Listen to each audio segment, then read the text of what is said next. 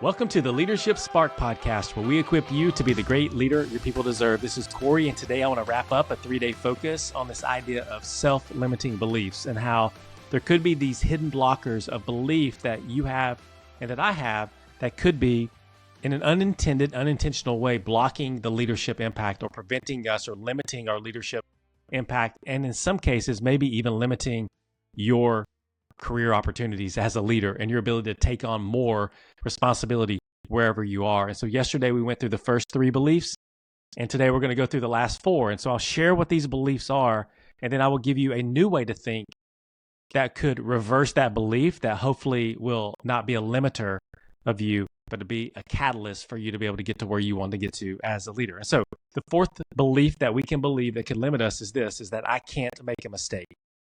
That I can't make a mistake. This is the belief that our performance has always to be flawless, which encourages, if this is a belief that you have, it can encourage unhealthy perfectionism, indecision, and risk avoidance. If we feel like we need to be perfect all the time, that we can't make a mistake, we don't take risks, we don't make decisions, and we can be really limited by perfectionism. And so a new way to think about it would be this, is that my focus is on excellence, not avoiding failure. That failure is not something that defines me. It's something that can develop me. It's not an endpoint. It's something that is essential in the learning process that I'm going through. And so my focus isn't on not failing or the failure itself. My focus is on excellence and doing my work to the standard that I need to do it at. And so that's the 4th belief. The fifth belief is this: if I can do it, so can you. This is a big one as a leader. It's one I see all the time, is that you have a team of people, and the belief that you have is that if I can do it, then you can do it as well. And so it's a belief that others' performance has to be like ours to be acceptable, which leads us to set unrealistic expectations and unnecessary expectations, or underestimate other people's skills and limit their development. And so a new way to think about it would be this, is that what worked for me might not work for everyone. And that is a big leap as a leader, to give people on your team the autonomy to maybe do things a little bit differently than you would do them. But ultimately, they get the same result or a better result. But it starts with you thinking as a leader that what works for me or worked for me might not work for everyone. And you choose to believe that, and that affects your behavior and how you treat other people.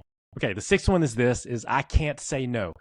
This is the belief that we always have to step up to the plate when asked. When someone asks you to do something, you always have to say yes, and you feel this pressure, and you have this narrative in your mind that you can't say no, which results in overwork, blurred priorities, and poor boundary setting, which is something that can lead to burnout and lead to you not leading yourself well. And so a new way to think about it is to say, I can say no to some things.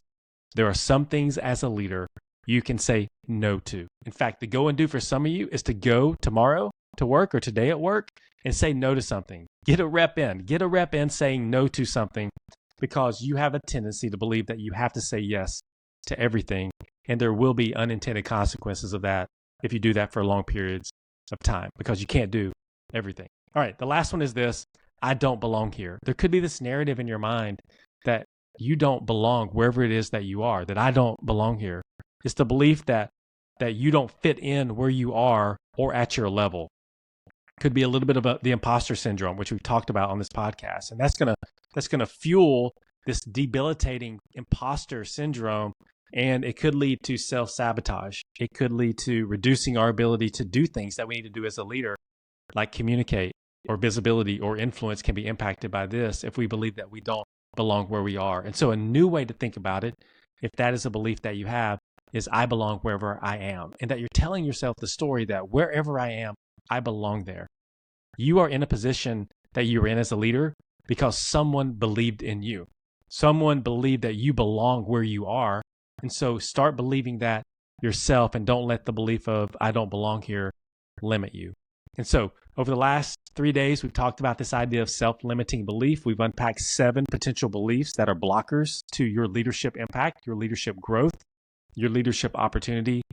I would encourage you as the go and do to see which one resonates with you and start to replace that belief with the new belief that I suggested, and run some reps. It's not going to happen the first time that you think about it. It's going to take time of you repping it over and over and over. But over time, if you rep it and you start to change the way you think, you'll start to also see the impact in the change of your behavior and the change of how you're impacting those around you. And so go and do that. Go pick one, commit to the new belief over a period of time, and see what kind of impact that has on you and those around you.